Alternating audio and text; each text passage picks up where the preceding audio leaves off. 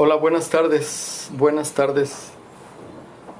a todos los que verán esta charla, esta plática de manera sincrónica y los que la vean de manera asincrónica posteriori.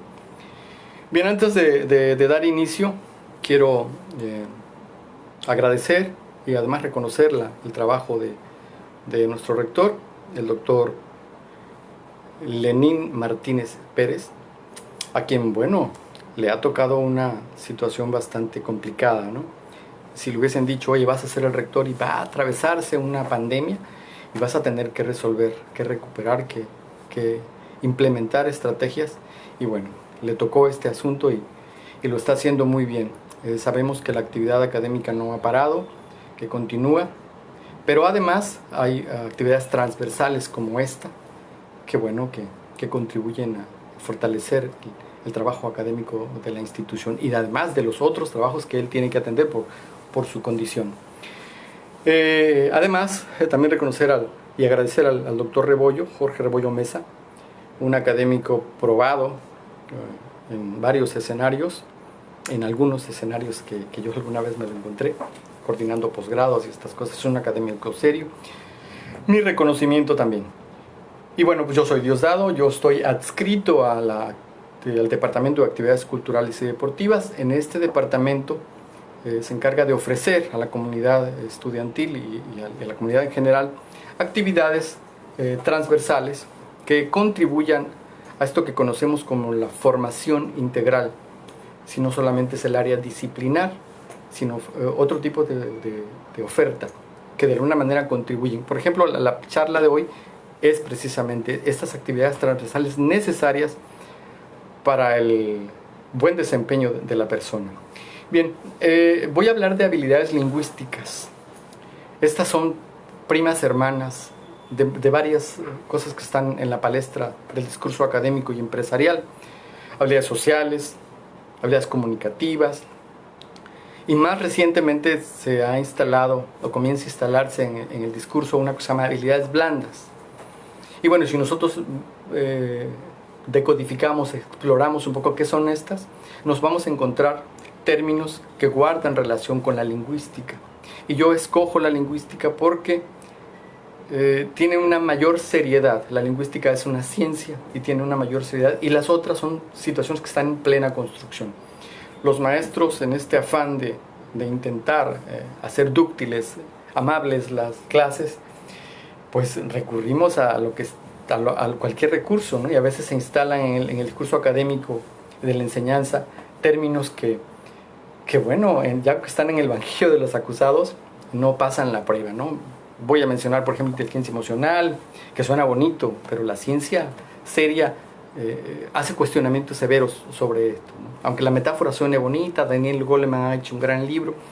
La neurociencia discute algunas aseveraciones. Otros son los estilos de aprendizaje o las inteligencias múltiples, ¿no? Entonces la lingüística tiene todo un campo de conocimiento ya desarrollado, ¿no? Y bueno, hablando de las habilidades lingüísticas y de la necesidad del mercado laboral de jóvenes universitarios que tengan estas competencias, los invito a hacer un pequeño ejercicio. Yo lo hice ayer, recordando que iba a dar esta charla. Si se meten a las plataformas de búsqueda de empleo, o CCE, por ejemplo, vamos a encontrar, se requiere ingeniero químico, se requiere experto en sistemas computacionales, y hay una serie de requisitos que son los que mínimamente se requieren para ejercer una profesión, una cédula profesional, un título, en algunos casos experiencia, pero hay otras cosas añadidas ahí. Por ejemplo, liderazgo, habilidades comunicativas, acostumbrado a trabajar bajo presión, y N requisitos, ¿no? Y estas cosas, ¿qué son? Por ejemplo, liderazgo. Yo hacía trabajo, pero liderazgo, ¿para qué lo van a querer? O trabajar en equipo. El trabajo en equipo, pues en la escuela a veces yo iba por las pizzas, ¿no? 2, 3 trabajan, 2 medio trabajan y los otros van por las pizzas. Y ya en el trabajo se requiere un trabajo colaborativo. Y bueno, pues estas son estas habilidades que emanan de las habilidades lingüísticas o las habilidades lingüísticas. ¿Qué es la lingüística? La lingüística no es otra cosa que cómo nos comunicamos, cómo logramos interactuar con los demás en diversos escenarios. Este es un ejercicio que tiene sus propias particularidades. Por ejemplo, yo tengo una limitante, por ejemplo, de lo gestual. Lo gestual enriquece el discurso. Si yo tengo solamente una pantalla en la que no me permite, aquí tengo 20 centímetros, hay de alguna manera una merma en la posibilidad de yo transmitir mis ideas. Hago el esfuerzo por hacerme para atrás, pero bueno, esta es una limitante, ¿no? Entonces, para este tipo de cosas se requiere de un esfuerzo superior. La lingüística tiene un largo camino. Saussure fue el primer lingüista, o considerado el primer lingüista. Es un individuo que le dio forma, tipología, intentó darle sentido al tema.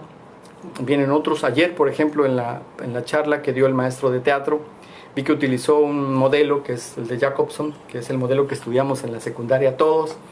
Primer año de secundaria, nos ponían que el emisor, el canal, el receptor, un mensaje. Y bueno, después de esto han surgido múltiples posicionamientos o profundizar en estas cosas. Bariccioli, por ejemplo, es una teórica que analiza el tema del mensaje, de la actitud, lo relaciona con la psicología. Por ejemplo, habla de que el mensaje guarda mucha relación con el estado mental, por decirlo de una manera, ¿no? Si yo le digo a mi esposa, oye gordita, buenos días, si está de buen humor, hola, pero si no está de buen humor, ¿por qué me vas a decir gorda, ¿no? Y es el mismo mensaje, ¿no? Con una diferente recepción, cosas como esta, ¿no? Bien, la palabra lingüística tiene una relación con otras, ¿no? Semántica, gramática, metalingüística, que es a lo que hacía referencia este reforzador, en este caso de señas manuales. La gramática, por ejemplo, ahorita que digo gramática, mi papá tenía una costumbre, y todos los papás quieren que sus hijos sean muy inteligentes y les dicen que se aprendan cosas y hasta los presumen. Mi papá tenía un libro de gramática, y nos hizo aprendernos algo ¿qué es gramática? Española. Entonces teníamos que recitar, gramática española es el arte de hablar y escribir correctamente en español.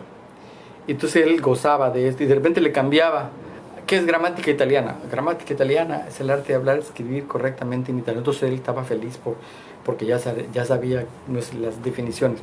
Bien, para esta charla, que no he comenzado y ya llevo 8 minutos, voy a irme por una situación más laxa. Recupero de una autora que se llama Rosa María Torres, quien habla que el lenguaje, dice, es el gran olvidado del sistema educativo. El gran olvidado. Se le presta poca atención cuando es el único vehículo para transmitir los conocimientos, para que los alumnos capten, aprendan. Y se les da como un asunto de estatus menor. Entonces de ella recupero las características o las funciones de la lengua, que es para qué sirve, recrear, representar, comunicar, y las cuatro funciones o habilidades, 4 habilidades de la lengua, que es la escuchar, leer, hablar y escribir. Escuchar, leer, hablar y escribir. Y dice uno, bueno, pues eso cualquiera lo hace. Hay otro autor que se llama Fernández que dice que él sugiere que para hablar de estos temas hay que ejercer un sano eclecticismo. El eclecticismo es como una especie de corriente que toma lo mejor de varias fuentes para tratar de conciliar. Eso es el eclecticismo. Es una corriente del pensamiento. Entonces él sugiere para hablar de estos temas de lingüística, y bueno, es lo que intentaré hacer. Y que hablando ya del tema de los jóvenes universitarios, que de alguna manera serían como el foco, y estaría para ellos dedicado, ¿cómo están nuestros alumnos? ¿Cómo se encuentran? Por fortuna ya se nos adelantaron. La ANUYES, Asociación Nacional de Instituciones de Educación Superior, creo que significa el acrónimo, en palabras más menos, ANUYES, publicó en el 2019 un documento bastante interesante sobre las capacidades lingüísticas de los jóvenes. El título de la investigación es largo, denme permiso de leerlo porque ese sí no me lo sé de memoria. El texto de la NUYES se llama Habilidades lingüísticas de los estudiantes de primer ingreso a las instituciones de educación superior del área metropolitana de la Ciudad de México. Es decir, una prueba, es un libro, es un documento que intentó discriminar las habilidades lingüísticas de los jóvenes. Es muy interesante, aquel que le interese profundizar cómo está la condición de estas habilidades en los jóvenes. Tiene detalles tan interesantes como de dónde, qué escuela estudiaron, el origen social de sus padres, el ingreso económico, si el insumo o la institución de las que ellos vienen es público o privado. Pero hay una cosa que me llama a mí mucho la atención. Estamos hablando de los mejores alumnos de este país. Si nosotros ubicamos geográficamente el desarrollo educativo en el país, es desigual. Y además, ¿de qué instituciones estamos hablando? Estamos hablando de la UNAM, jóvenes del ITAM, jóvenes de la NAHUAC, del Politécnico y de la Pedagógica Nacional. Es decir, ¿qué características tienen estos jóvenes? Son jóvenes que ya pasaron la prueba, que están en el primer semestre o cuatrimestre, de acuerdo a la modalidad. Ya están. Es decir, ya pasaron el examen de la UNAM, del ITAM, de la NAHUAC, y ya están. ¿Y cómo salieron estos jóvenes? Y bueno, esta es una situación que por lo menos preocupa, ¿no? Hablando de estándares de análisis. De 4.351 jóvenes que se les hizo estudio, prueba de habilidades lingüísticas, de hecho el examen que ellos diseñaron se llama examen de habilidades lingüísticas, el 4%, solamente el 4% de estos jóvenes tiene habilidades altas en esas habilidades o competencias, que no quiero utilizar ese término porque es de otra discusión. Es una situación complicada, por lo menos, porque cómo lanzamos al mercado laboral con estas debilidades, ¿no? O probablemente tengan dificultades para avanzar, para crecer. 4%. Si hacemos una especie de conteo o de extrapolación, vemos que en un salón o de 100 sujetos, 100 alumnos, solamente 4. Si lo partimos de 50, serían 2. Y en un grupo estándar de 25, solamente un muchacho tendría estas capacidades.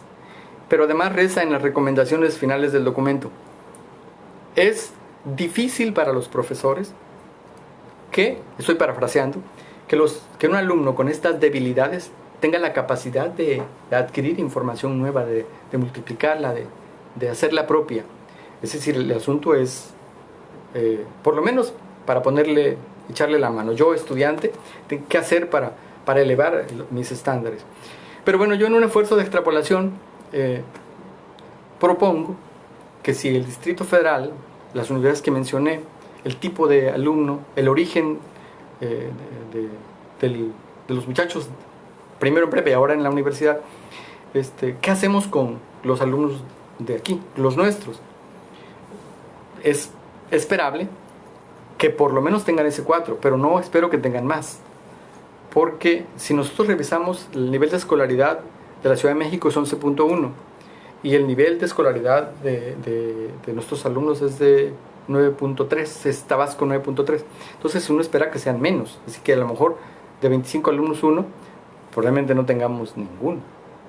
Y bueno, y aquí viene un asunto de buscar culpas que generalmente, o explicaciones. Y bueno, yo recupero una anécdota en de la buscar quién es el responsable, una anécdota que cuentan de los productores de piel, ¿no? de Colombia. Colombia es un mercado de pieles, distribuyen bolsos, zapatos, carteras de altísima calidad en Estados Unidos, pero hay una merma en la venta. Y bueno, se preocupan los dueños. ¿Qué hacemos? Contratan a un despacho y dice, bueno, tenemos un problema, hay una disminución en las ventas, queremos pues para poner, reforzar, para mejorar. Y bueno, el despacho acepta la encomienda y van primero con los vendedores y en este lugar preguntan, oigan, ¿qué pasa? Dice, pues nosotros no tenemos ninguna culpa, seguimos exhibiendo la mercancía, las pieles colombianas y nosotros no somos. El asunto debe estar en los transportistas. ¿Van con los transportistas? No, nosotros no somos. El tema puede estar en el marketing, pero nosotros no somos. Nuestra manera en la que tratamos la piel, con un estándar de calidad alto, trabajamos y transportamos otras cosas más delicadas que las pieles. Nosotros no somos. Van con los del marketing y los del marketing. No, nuestras campañas publicitarias muy buenas, no hemos disminuido. El tema debe estar en los fabricantes. Se van con los fabricantes y pues tampoco, nosotros no somos. ¿Cómo va a ser? El asunto debe estar en los taxidermistas. Hemos notado que hay un deterioro en las pieles. Y bueno, ya los taxidermistas, que son estos que le dan el primer tratamiento a la piel para que se conserve, luego viene la otra parte, la maquila y esas cosas, ¿no? Y tampoco eran ellos. Dices, responsables deben ser los ganaderos. Y van con los ganaderos. Y los ganaderos, que es el último eslabón en este canal, dicen, no, nosotros no somos. La culpa es de la vaca. La vaca se restrega, se frota y deteriora la piel. Increíble la respuesta que dan. Pero además es una respuesta documentada. La culpa era de la vaca. Decía nadie tenía la culpa en la disminución de las ventas de los productos de piel colombiana. Y bueno, y algo más o menos parecido nos pasa en educación con algunos temas. El maestro de bachillerato dice, oye, ya no vienen igual los chamacos, no hacen nada en la secundaria. El de secundaria dice, a raíz de que la Secretaría de Educación implementó esta estrategia de que no reprueben, abro un paréntesis, no hay que reprobar, lo dice la investigación en básica, cierto, no reprueben, pues por eso. Y van con los de primaria y los dicen, no, nosotros no, en preescolar está el asunto. No hacen las dinámicas correctas para generar conocimiento a posteriori. Y el de preescolar, ¿qué va a hacer la maestra de preescolar o el maestro? Pues solamente que lo mande a la panza de nuevo. Y dice, pues es que esas panzas ahora ya no producen niños como antes. O sea, ¿cuál pudiese ser una respuesta, digamos, democrática para el asunto de las debilidades, en las habilidades lingüísticas? Hay una corresponsabilidad, o en cada uno de los niveles podemos hacer algo. Podemos hacer algo con el objeto de que los muchachos eleven el nivel de sus competencias. Y ahora sí empiezo, y ya llevo 18 minutos y no he empezado. Bien, las 4 habilidades es escuchar, hablar, leer y escribir. Escuchar. Empiezo con la de escuchar. Bien, la escucha, pues algunos autores han llegado a proponer la diferencia entre oír y escuchar. A lo mejor es un exceso, aunque el origen etimológico de escuchar viene de auscultar, es decir, cuando el médico nos ausculta es que revisa. De hecho, en el inconsciente colectivo vive esto de que fui al doctor y me recetó, ni me revisó, ¿no? ¿Por qué? Porque no, ¿de dónde tomó elementos para emitir un juicio en una receta, ¿no? O recomendaciones en una receta? Entonces, de ahí viene, ¿no? De auscultar, de mirarte, pero no es nada más la habilidad, la posibilidad de la escucha, sino de cómo atiendo al otro. Entonces aquí vienen y entran en juego los diversos escenarios de la escucha. No es lo mismo un escenario íntimo, cercano, a la escucha del docente. Por ejemplo, para nosotros los docentes es muy complicado a veces lidiar con algunos jóvenes cuya habilidad de la escucha es tan limitada y están constantemente con distractores, o el típico individuo joven que genera o intenta generar algo jocoso, pero además no lo logra. Es decir, tiene habilidades limitadas para esto y genera un ambiente de hostilidad incluso para la clase. Entonces, la escucha tiene es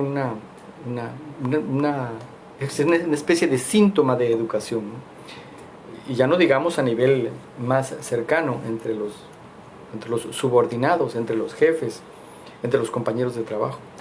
Hay algunos autores que han hablado de una especie de triángulo de la escucha, ¿no? Habla de los ojos y la nariz, los ojos y la frente, y los ojos y la boca. Entonces, cada uno de estos forma un triángulo que es un triángulo íntimo, un triángulo social y un triángulo profesional, que si yo estoy hablando con un jefe, o el jefe conmigo, el profesional es el de los ojos y la frente.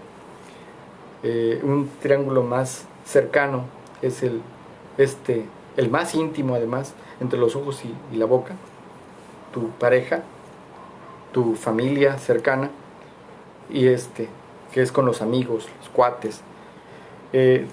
De hecho, si elegimos el triángulo no correcto, el otro percibe que no lo estamos escuchando, que no hay una atención hacia él.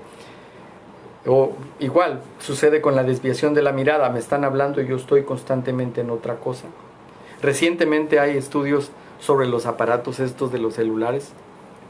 Por ejemplo, si yo lo coloco en medio de una conversación, hay una especie de distorsión en la comunicación. Y bueno, de alguna manera y hay más escenarios. Por ejemplo, a nivel de empresa o de nivel de mando, cuando se va subiendo en la escalera burocrática o de reconocimiento o de espacio, a veces estos mandos superiores van como abandonando la cooperación y la escucha hacia los demás. Y hay historias terribles sobre esto. Por ejemplo, voy a recuperar un pedazo de la historia en México porque es importante a nivel de la escucha. Todos acabamos, México acaba de celebrar el 5 de mayo la batalla de Puebla, ¿no? La batalla de Puebla, pues Francia contra México, hay un asunto de dinero, es un reclamo hacia Benito Juárez que gobernaba en ese tiempo. Parece ser que no era tanto el dinero, sino era una estrategia geopolítica de Francia para posicionarse. Habían otros intereses, pero el pretexto fue ese, ¿no? Pero Francia no había más. El ejército francés era otra onda, como dicen. Una potencia en armamento, una potencia bélica, una potencia económica. El encargado de la misión en México es el conde Ferdinand. Guarden ese nombre que es el nombre de Ferdinand del Saussure, el primer lingüista. Este es Ferdinand de Lorenzés, conde de Lorenzés. Ferdinand era un militar a toda prueba. Los biógrafos han descrito que era un hombre ególatra, que no escuchaba. Por eso lo recupero por lo de la escucha. Habían unos conservadores, de ahí viene el término conservador, por cierto, que son mexicanos, que estaban aliados con los franceses, quienes le dijeron: no es el momento de atacar Puebla, hay una serie de condiciones, si ustedes van a Puebla, los fuertes, hay una condición geográfica que jugó en contra de ellos. Le dijeron: no, pero Lorenzés estaba, no había manera, era un ejército poderoso, sin menospreciar la habilidad de Zaragoza como coach que le llaman, pero era un ejército fuera de serie. Pero Lorenzés no escuchó a nadie. Tan no escuchó que la historia registra un recado, un documento que le envía al comité de guerra en Francia, y hay que leer y hay que interpretar lo que dice. Por ejemplo, nos hace papas: los franceses somos los mejores en armamento, en moral, déjenme ver si lo recupero, en superioridad, raza, refinamiento de la sensibilidad, y comuníquele a su majestad Napoleón III que México ya es mío. Es decir, la soberbia. Lo que pasó en la invasión, en la batalla, todo el mundo lo sabe. Es una derrota terrible para los franceses debido a la torpeza del conde de Lorenzés de no escuchar, de no atender a los demás abajo para no atacar. Si el conde de Lorenzés se espera para una mejor situación, esperaban refuerzos, no hubiese perdido. Nunca se recuperó Lorenzés, tan no se recuperó que la misma historia se pierde. ¿Qué pasó se tienen pocos datos de Lorenzés? Intentó luego volver y simplemente nunca se recuperó de esta triste derrota. Bueno, eso es a nivel bélico, ¿no? de parte de nuestra historia. Otra historia de alguien que no escuchó es la historia, seguramente todos saben, que es Netflix. Todos hemos consumido las series de streaming de Netflix, ¿no? En algún momento Netflix fue una pequeña compañía de gente que enviaba por correo electrónico películas. Ya no sé cómo será que le decían, por la cuestión del peso de las películas, ya hace muchos años, ¿no? Pero bueno, ellos estaban empezando con su empresa. Y Blockbuster era una empresa de clase mundial, una empresa poderosa, una empresa con presencia en todo el mundo. Aquí nosotros en Tabasco 2000 teníamos una y era cotidiano de los sábados por la película, la palomita. El cine es cultura, y el buen cine, no solo ese de Hollywood, el que siempre ganan los güeros, ¿no? Entonces, cuentan en un reciente libro que acaba de salir en España que se llama Eso no funciona, los dueños los accionistas de Netflix actuales, que son los fundadores, y dicen que fueron a una reunión con los dueños de Blockbuster y ellos describen qué sucedió en esa reunión. Dice, no nos escucharon. Por eso estoy trayendo la anécdota, porque estamos hablando de la habilidad de escuchar. No nos escucharon. Pero además, dice Mark Randolph, de los accionistas de Netflix, dice, lo terrible fue ver a uno de ellos que en la comisura, en sus labios, prácticamente se estaba riendo de nosotros. Dice que la respuesta de los agentes de Blockbuster fue, nosotros vamos a saber cuándo vamos a entrar a ese mercado, nosotros sabemos lo que hacemos. Dice Randolph, saliendo de la oficina marcaron su destino. El destino ya lo sabemos. En el 2000 Blockbuster quebró, 900 millones de euros perdidos. En el 2014 la última tienda de renta de web cerró y hoy Netflix es lo que es. Entonces, por eso se requiere habilidades de escucha, porque en cualquier momento puede surgir una situación que pueda transformar, imagínense, transformar el futuro de una macroempresa como Blockbuster. Bien, a nivel nacional, y recupero esta tercera anécdota, 4:30. Esta anécdota porque nos corresponde, porque es un asunto de carácter universitario.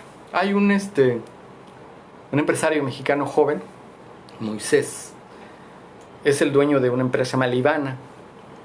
Él tenía un problema, su mami tenía diabetes y en el mercado de endulzantes que sustituyen al azúcar, porque los diabéticos pues no pueden consumir azúcar por un asunto con el páncreas. Entonces él intenta resolver esto y se entera que el eritritol, que es una sustancia que sustituye el azúcar, que tiene un alto nivel de sensibilidad como azúcar, pero no causa el daño o los prejuicios del azúcar, y va con su maestra, Tecnológico Superior de Monterrey, Campus Puebla, y le dice a la maestra que están intentando, que la maestra le va diciendo que estaba prácticamente loco, y dice, no me escuchó, no lo escuchó. Las dificultades que enfrentaron para la fundación de asociarse con otros, y para no ir más lejos, Libana es una empresa con presencia nacional. Moisés, este joven que se llama Moisés Medina, ha recibido premios al emprendedor del año, premios del INADEM cuando existía, creo que ya desapareció. En Inglaterra le dieron un segundo lugar por su empresa, y su maestra tuvo la oportunidad de colaborar, de ayudarle, y le dijo que eso no era posible. Entonces tenemos 3 ejemplos de cómo hay que estar pendientes en el asunto de la escucha. No solamente la escucha íntima, porque nos permite avanzar, ¿no? Nos permite vivir tranquilamente y además ser más aptos socialmente. Segunda habilidad, es la de hablar. Hablar guarda relación con la elocuencia, de hecho, alguien elocuente. De hecho, la raíz etimológica de elocuencia es hablar. Y bueno, y el hablar no se puede hablar si no se alimenta. Es decir, como hablar es una situación que egresa, tiene que ingresar información. Y hay muchos ejemplos de cómo la competencia o la habilidad de hablar se va alimentando. Pierre Bourdieu es un sociólogo francés que nos regaló una especie de catalogación o taxonomía o ítems de capitales.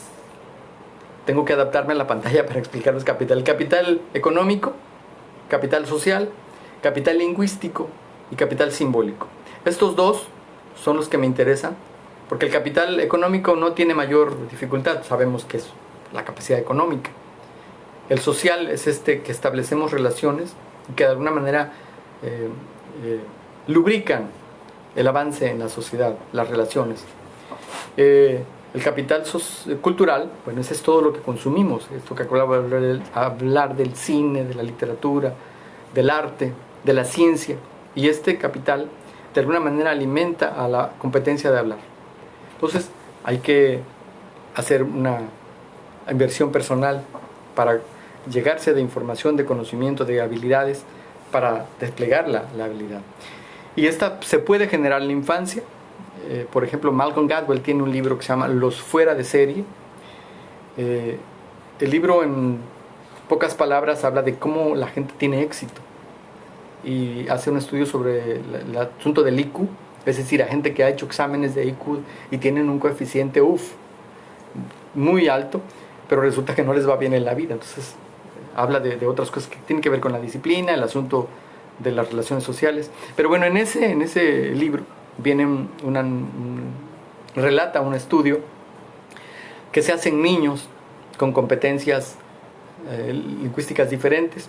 El estudio consiste en que le dicen a un papá con su hijo, papá socialmente alto, con profesión, capital cultural alto, pues que permitan que una investigadora esté pegada ahí, viendo qué hacen, cómo va el día, qué hacen en el día, cómo es la relación con sus hijos. Y la misma situación en un niño con un papá con baja escolaridad, bajos ingresos. Y bueno, y hay un relato de varias cosas, pero uno de los relatos es cuando van al doctor. A los niños se les lleva al doctor, pues de repente están enfermitos o hay que revisarlos, el pediatra. Entonces analizan el comportamiento del niño pobre cuando está con el doctor. El doctor lo comienza a auscultar, de nuevo la palabra, revisa, y el niño pobre no dice nada, se va. Y dice, y hay que analizar qué ocurre con el niño con un papá con una alta escolaridad. Confronta, ¿por qué me va a hacer eso? ¿Ese aparato para qué sirve? ¿Me pesa? ¿Cuánto pesé? ¿Estoy bajo o alto de peso? Sí, estas habilidades que se van generando desde la infancia, y es lo que demuestra el estudio, ¿no? Que bueno, yo recuerdo en alguna ocasión una charla con uno de los rectores, el maestro Esperón, que venía preocupado de Monterrey, recuerdo, porque le comentaron que los alumnos de la universidad en aquella época, hace 15 años quizá más, eran el primer profesionista en la familia. El primer profesionista. ¿Y cómo juega esto? Es decir, en una familia en la que mi tío es ingeniero, mi mamá es doctora, mi primo es no sé, maestro, hay una cultura superior a una familia en la que no lo hay. Entonces esto juega en desfavor de los jóvenes. Claro que hay maneras de superarlo, pero con mayor dificultad.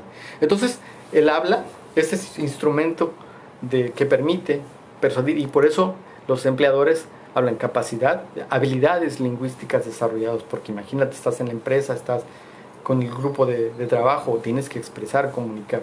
Entonces es una competencia que se tiene que cultivar. Hay bastantes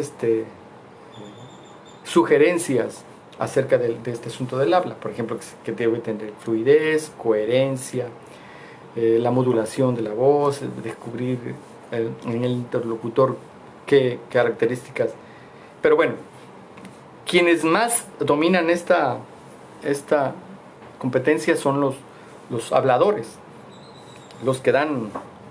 Por ejemplo, los políticos son excepcionales en Imaginemos un político que tiene incompetencia en esta habilidad, o sea, de plano, no sería una contradicción.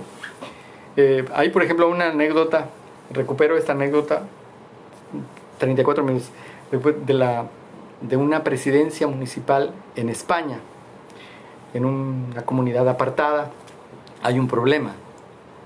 El problema es que la maestra se fue, una maestra de los niños se fue, y los papás han ido a la ciudad, a la gran ciudad, a solicitar una maestra sustituta, pues para que atienda a los niños. y los han cotorreado, ¿no? Van y ya les vamos a mandar, y regresan, y oigan que no tenemos maestra, y no. Entonces se enteran de que va a llegar el gobernador. Y bueno, oye, hay que decirle al presidente municipal que nos apoye para que traigan una maestra sustituta. Buscan al presidente y, señor presidente, sabemos que va a venir el gobernador, pues queremos que nos apoye, y ya le cuentan, ¿no? El presidente dice, claro, efectivamente va a venir el gobernador, probablemente venga el ministro de Educación, yo me voy a encargar. Y ya han ido hemos ido muchas veces y no nos hacen caso. No se preocupen, yo lo voy a hacer. Se da el día, llega el gobernador, este asunto, ya conocemos el asunto político, los discursos, los accidentes. O sea, si no hay ríos, vamos a hacer los ríos, ¿no? Si hay puentes. Entonces se da el momento en el que el presidente va a despedirse y en el discurso comienza a construir su discurso y dice, señor gobernador, de la manera más amable, atenta, quiero pedirle que por favor nos envíen una maestra prostituta. Y la gente, es necesario que una maestra prostituta atienda a nuestros niños. Es verdaderamente preocupante que tienen meses sin una maestra prostituta. Y charalá, charalá, ¿no?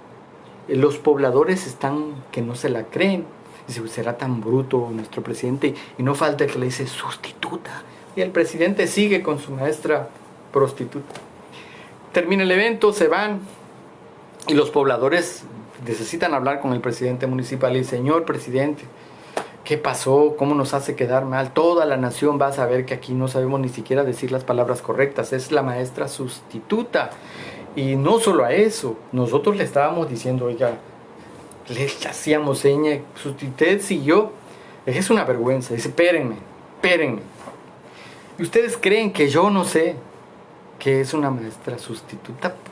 Claro que lo sé. Pero les puedo jurar que si yo le digo así la palabra correcta, no nos van a mandar a nadie, porque no les interesa a nuestro pueblo. Mañana tenemos una maestra. Efectivamente, al día siguiente les mandaron una maestra. Este es un ejemplo, obviamente, es un ejemplo construido para un discurso jocoso, pero habla de la capacidad que debe tener el hablante de Yerman. Esta es una exageración, pero hay otra que es más contextualizada. Este es espero que me dé tiempo, 4:37, a ver si no se aburrieron. El otro ejemplo que da un conferencista de temas de ciencias duras. Dice, cada vez que yo quiero llamar la atención de mis espectadores, porque el tipo de tema es ciencias duras, no sé, física, química, matemáticas, es más. Dice, yo les cuento la anécdota de Albert Einstein. Y siempre recupero la atención de la gente. Y la anécdota la cuento rapidito, porque si no, vamos por la segunda competencia a hablar, por eso la voy a contar. Dice, es la anécdota del chofer de Albert Einstein.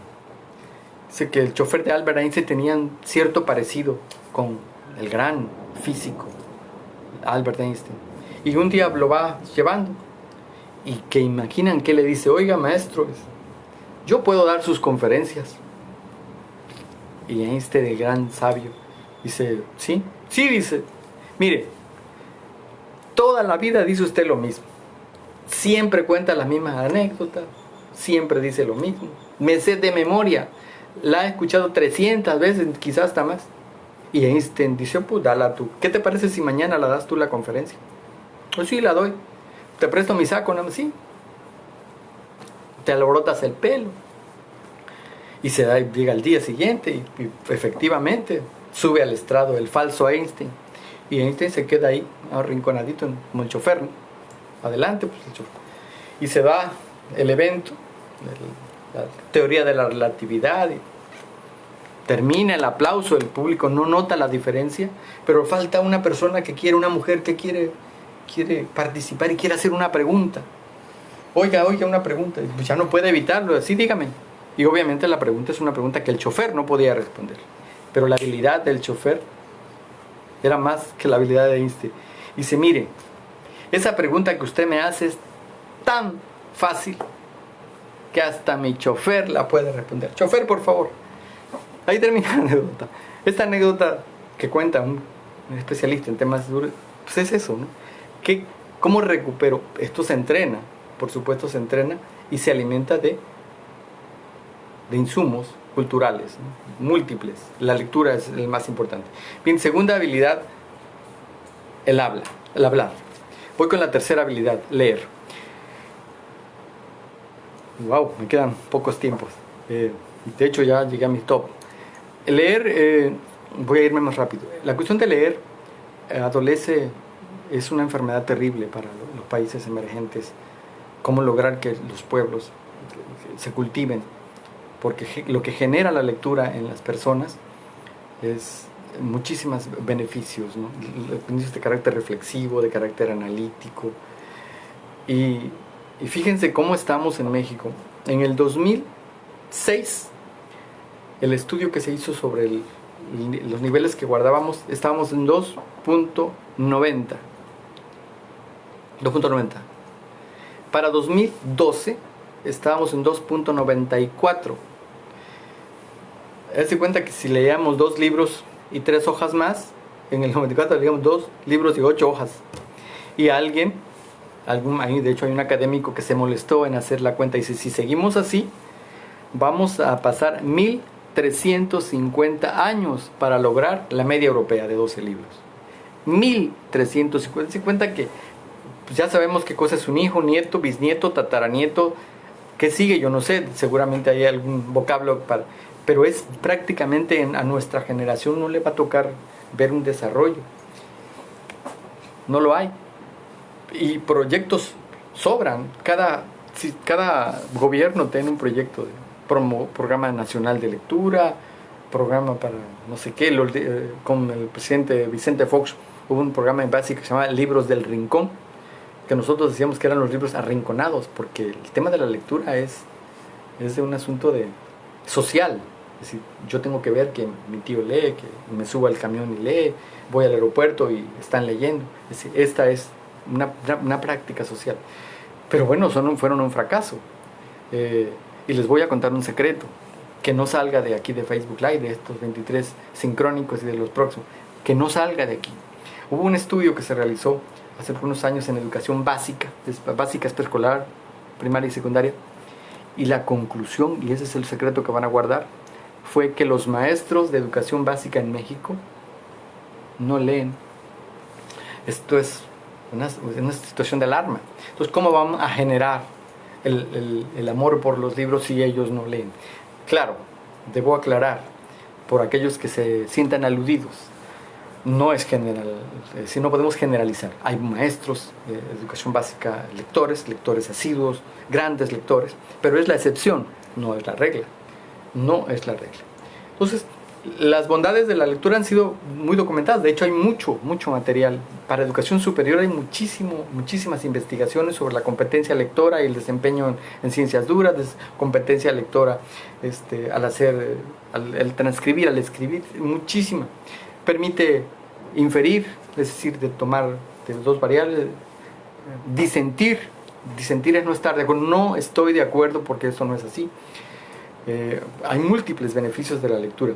Hay algunos beneficios que se llaman del currículum oculto de la lectura, por ejemplo, la participación política, que es una asignatura pendiente. Hay estudios sobre participación política en jóvenes con países con gran lectura, y la participación política es esta situación de que pues está cayendo la calle en mi barrio y no hago nada. Hay un asunto de carácter político partidista y no participo, no importa. Incluso se llega a asegurar, la política a mí no me interesa. Y la lectura es un generador de este análisis crítico superior. Porque además, viendo la sociedad como un asunto de equilibrios entre fuerzas, la posibilidad, lo que posibilita la lectura es este metaanálisis. Y obviamente en un caldo de cultivo propicio para gente no crítica, no analítica, pues transcurren cosas. Hay muchos ejemplos de los medios de comunicación, cómo manipulan hacia un lado u otro la información. Por ejemplo, el tema de la guerra de Irak, 93, fue toda una armazón mediática para hacerle creer a un sector de la población, a un amplio sector, de que Irak tenía armas de destrucción masiva, que era un riesgo para la región.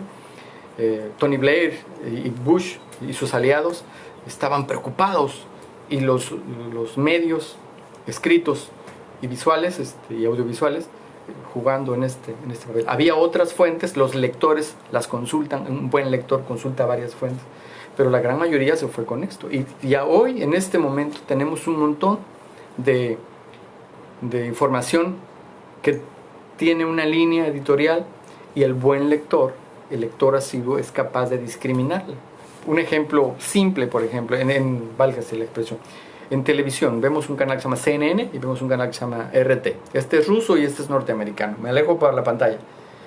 Uno ve qué tratamiento le dan a las noticias, qué vocablos utilizan, qué intenciones y qué categorías manejan en el otro. Uno es ruso y otro es norteamericano. Por ejemplo, en este canal hace unos meses pasaron sobre la pobreza en Estados Unidos. Esto no lo va a pasar. La pobreza es más o menos 41 millones de norteamericanos viven en pobreza.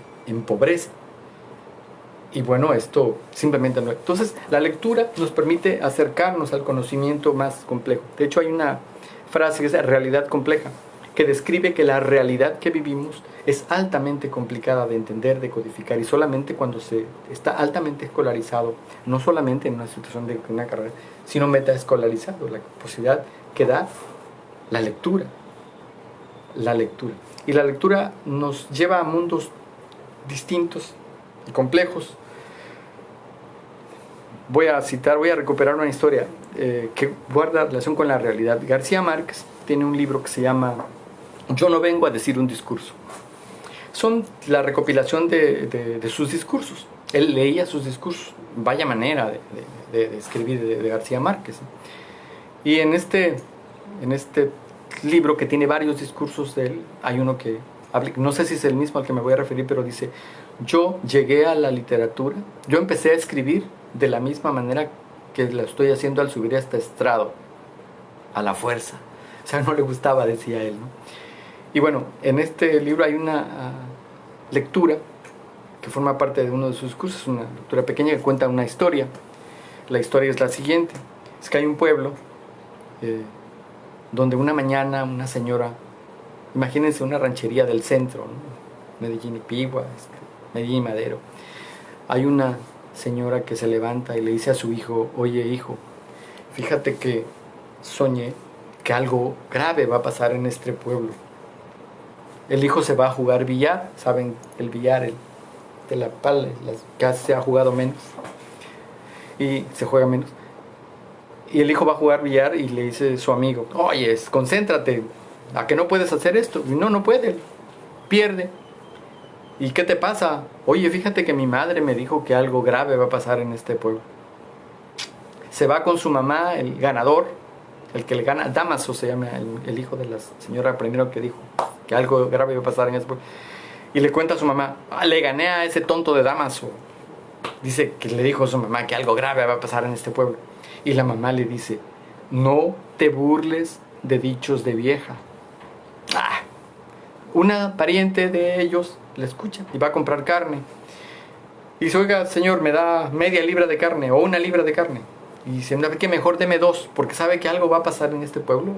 ¿Saben qué va a pasar? El carnicero chismoso le dice a sus demás compradores: oigan, algo grave va a pasar en este pueblo. Y vende más carne, ya más, se acaba la vaca, tiene que matar otra vaca. Y se vuelve una locura. El pueblo empieza a observar cosas que no son. Hay un calor en el pueblo, como el calor tabasqueño. Y le digo: oye, ¿ya notaron qué calor hay? Y dice: pero siempre hay calor. No, este calor no es que porque algo va a pasar en este pueblo. Alguien ve un pajarito en el parque, en la plaza, dice el texto. Y dice: ¿ya vieron ese pajarito? Pero si siempre hay pajarito. No, es porque algo va a pasar en este pueblo. El tema de lo que iba a pasar en el pueblo fue escalando, fue volviéndose una catástrofe. Todo el mundo empieza a empacar. Dice: yo me voy de este pueblo, y el otro, y el otro. El pueblo empieza a vaciarse de sus habitantes, el pequeño pueblo. Y no falta el que dice: yo voy a quemar mi casa, porque no vaya a ser que una mala fortuna le llegue. Quema su casa, el otro la quema. La situación se sale de control, van huyendo los habitantes. Y en medio va la señora, la primera que dijo, y exclama, y es en donde termina la anécdota. Dice: yo les dije que algo malo iba a pasar en este pueblo y no me creyeron. Por supuesto que no pasó nada. el juego que hace García Márquez es en este juego entre la realidad y la ficción. Pero además, este tema de lo que sucede en los micropueblos, hemos tenido eventos que han generado situaciones parecidas. Por ejemplo, a estudiantes de la UNAM fueron asesinados en una comunidad, si no mal recuerdo, en Puebla, solamente por una sospecha. Los mataron. Nosotros en Tabasco nos pasó hace 2 años más o menos en Centla. Alguien dijo que gente que estaba cobrando de una empresa, que eran los rateros, esos son los que roban niños. Prácticamente los lincharon. Se salió de control. Entonces la lectura es este canal por el que podemos ingresar a análisis complejos, y el divorciar la lectura de otras habilidades ha resultado fatal. Genera personas que le llamamos cuadradas, con un nivel de análisis muy ligero de todos los fenómenos humanos. Y viene la última habilidad, que es la escritura. Esta ya va acompañada de un comercial. La escritura es igual una actividad de salida. Es una actividad que ya se me acabó el tiempo casi, que se tiene que generar alimentándose de todas las actividades que mencioné anteriormente, de la cultura. Y bueno, nosotros, gracias a que la institución nos ha permitido, diseñamos una actividad que se llama Revista Universitaria, donde se plantea la publicación, la creación, la configuración de textos, pero además la actividad va empatada con la primera investigación que señalé. En los considerandos de la investigación vienen sugerencias de que habría que crear en las universidades actividades que generen, que fomenten las habilidades lingüísticas. En la universidad, cada fin de cuatrimestre, si no mal recuerdo, en las diversas carreras se exponen los trabajos, proyectos de cada. Esta es una actividad que puede parecer menor, pero es una actividad que alimenta, que fomenta el desarrollo, en este caso de la exposición verbal, ¿no? Y bueno, y esta apela al tema de la lectura y a la construcción. Sabemos que los jóvenes no van a ser futbolistas, no van a ser beisbolistas, no van a ser intelectuales de élite, no van a ser. Pero lo que podamos hacer para que se sumen actividades como esta, y bueno, y decidimos crear una publicación. Elegimos publicarla en papel, porque bueno, se ha generado una gran investigación sobre el tema de los soportes electrónicos y físicos, y pues la tecnología ha tenido sus dificultades. No ha cobrado relevancia el tema de lo electrónico.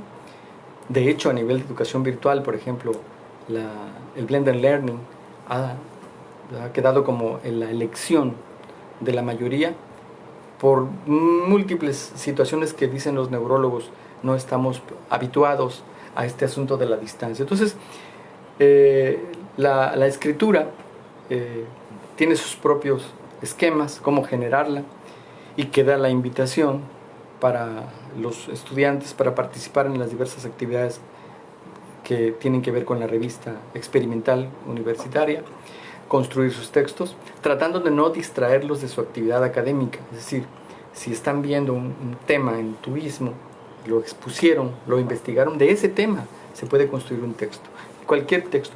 Una de las bondades de una revista, por ejemplo, como muy interesante, es que trata temas de ciencias duras de una manera fácil, de tal manera que cualquier lector le entiende de qué se trata.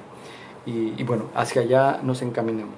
Por fortuna hemos tenido el respaldo, el apoyo de la institución, y bueno, queda la invitación para que se sumen a la tarea en este caso de fomentar las actividades, que no son actividades, que no son habilidades de las que podamos prescindir y decir, bueno, pues si no las tengo no pasa nada. Dice la OCDE que un joven empleado que llega al mercado laboral con las habilidades desarrolladas tiene un ingreso superior en economía y en estatus que alguien que no las posee. Es decir, no son actividades que podemos decir, pues ahí la vamos llevando, ¿no? Entonces queda la invitación. Agradezco, como señalé al principio, la bonomía, la disposición y el compromiso de las autoridades institucionales para desarrollar estas actividades. Y bueno, solamente voy a contar una pequeña anécdota que me compartió mi maestra Flaxo. Ella fue secretaria o asistente de Pablo Latapí. Pablo Latapí es un individuo probado, ya fallecido, en la educación en México. Escribió mucho sobre educación, reflexiones educativas, análisis, políticas educativas. Y él, ya grande de edad, dice que llegaba a su oficina y los veía subir, dice, con el espíritu y la enjundia de un joven. Le dice: oiga, maestro, ¿no le cansa, no le decepciona que pasan los años y las cosas siguen igual? Nada cambia. Usted ha escrito tanto sobre él. Dice: no, fíjate que no. Con una persona que haya logrado en toda mi vida transformar, tocar, ya está, con eso. ¿Por qué cuento esto? Porque lo mismo pasa con eso.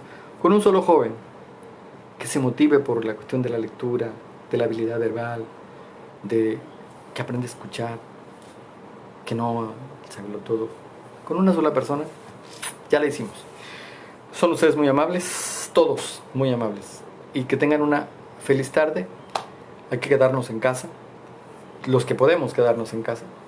Las variables implícitas en este tema del COVID están más en el terreno de lo hipotético, porque no tenemos mucha información sobre el tema, ¿no? Y hay muchos rumores por todos lados. Muchas gracias, feliz tarde. Muchas gracias a todos.